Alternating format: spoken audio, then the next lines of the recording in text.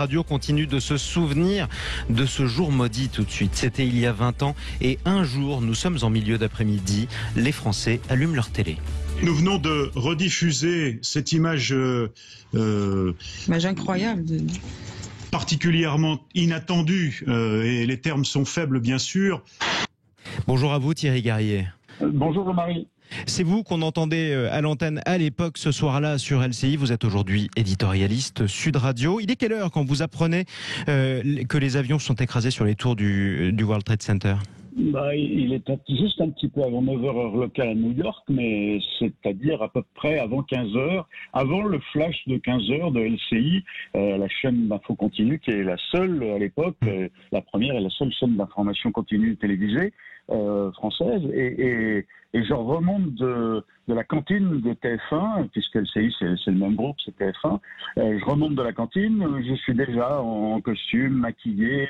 J'ai tourné un peu avant de déjeuner une interview que je vais passer dans le grand journal du soir que je présente à 18h. Et puis je tombe dans le couloir sur la consoeur qui s'occupe des images internationales, qui est une femme très calme, d'une grande maîtrise, qui là est totalement hystérique, m'appelle, me prend par le bras, plus que bouleversée, et elle me dit mais viens voir ce qui se passe, je comprends pas, New York, bon, et tout ça est confus. On rentre dans la salle et déjà passe en boucle celle du premier avion qui avait tapé un peu avant 9h heure de New York, un peu avant 15h heure de Paris.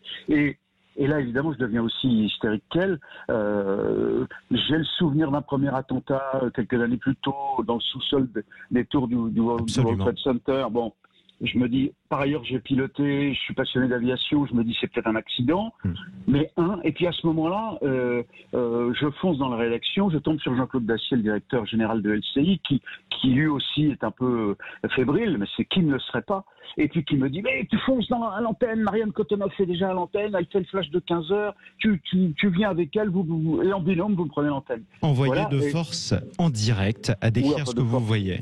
Voilà, et de force. C'est les ordres du patron, mais surtout c'est l'actualité commande. C'est notre mission, c'est notre métier. Il se passe un truc considérable, on le sent bien déjà, et il est évident qu'à ce moment-là, on obtempère, on discute pas. Bon, donc je referme mon col de cravate, ma chemise, je rajuste ma cravate, il me pousse dans le studio, je mets mon oreillette à queue de cochon dans l'oreille, et puis je m'accroche avec le fil pour que la régie puisse me parler, et là il va démarrer à notre corps défendant, un peu malgré nous, si vous voulez, c'est pas. Il va démarrer 2h30 pour nous, Marianne et moi, d'antenne, de show complet, mais au sens de l'actualité, de pression, si vous voulez, avec une équipe dont on a senti immédiatement. Jean-Claude Dacier a mobilisé tout le monde, toutes les équipes d'elles-mêmes se sont mobilisées, mais que ça s'est su, ça s'est répandu, l'information et les images. Tout le monde sur le pont.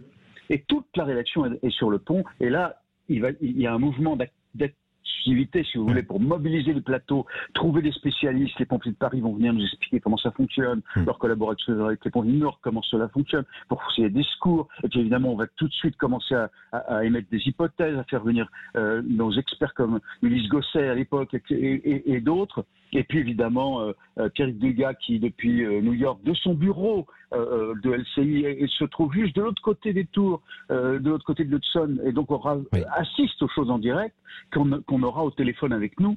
Évidemment. Exactement. Et tout le monde est bouleversé. Et vous découvrez en direct un avion, vous l'avez vu, puis un deuxième sur le World Trade Center, puis un autre sur le Pentagone, puis un autre qui s'écrase vers Pittsburgh.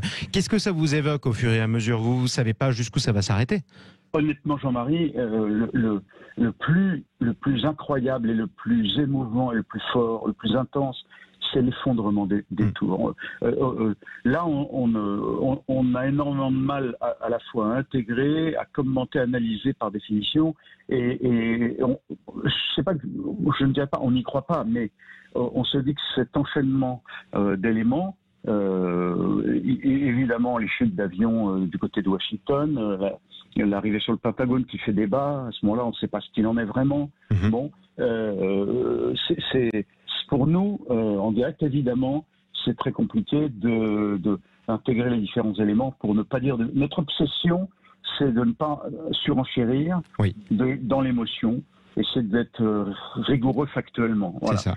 Merci à vous Thierry Guerrier, en tout cas présentateur sur LCI le 11 septembre 2001, éditorialiste Sud Radio aujourd'hui, puisqu'on vous retrouve dès demain dans le Grand Matin sur Sud Radio avec Patrick Roger et Cécile de Ménibus. Tout de suite.